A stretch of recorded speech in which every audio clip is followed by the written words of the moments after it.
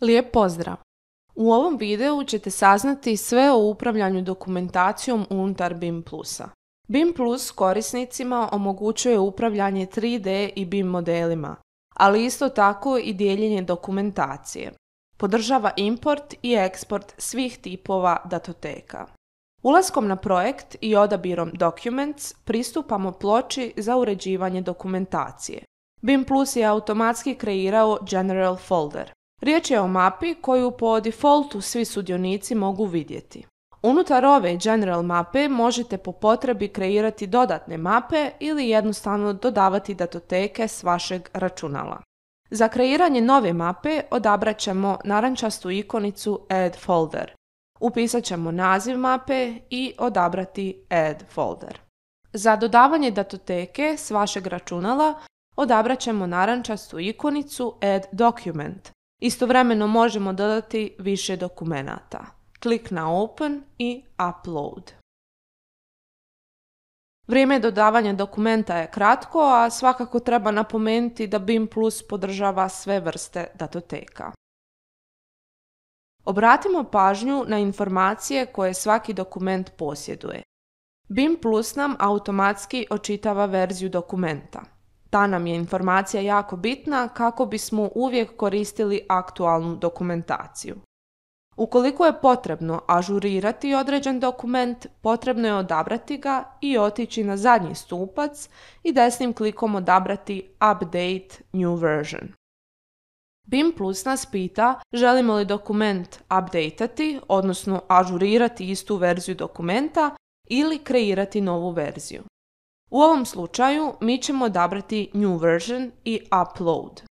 Primijetimo da je mapa 5 ažurirana i da je sada aktualna verzija 2. Odaberemo li dokument, s desne strane ćemo dobiti uvid u sve informacije vezane za dokument. Naziv, tip, folder, status, tko ga je kreirao i koja je verzija u pitanju.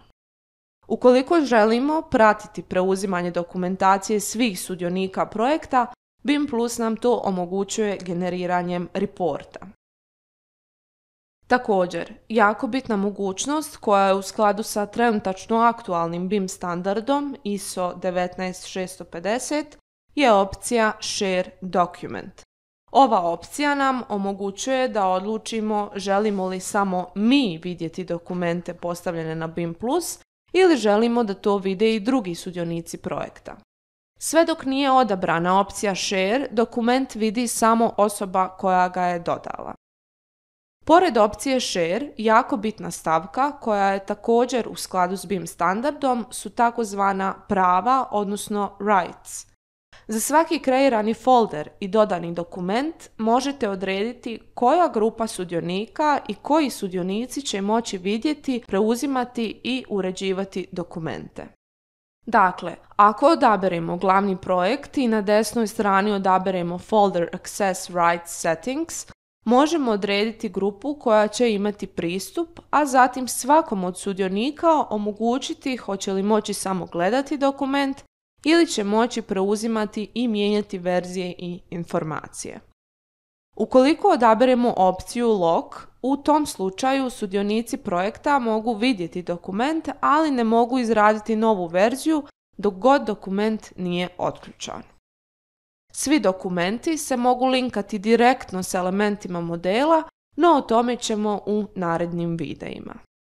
Za kraj, bitno je istaknuti mogućnost filtriranja dokumenata prema tvrtki, tipu, verziji, nazivu i sl. Odlaskom na poznati gumb lijevka odabiremo opciju filtriranja. BIM Plus nam po defaultu nudi filtraciju dokumenata prema statusu i tipu, no nudi nam i mogućnost kreiranja custom filtera. Na taj način je omogućeno lakše upravljanje dokumentacijom. U sljedećim videima naučit ćete kako na različite načine izvršiti import BIM modela u BIM Plus. Do tada, ugodan rad uz BIM Plus.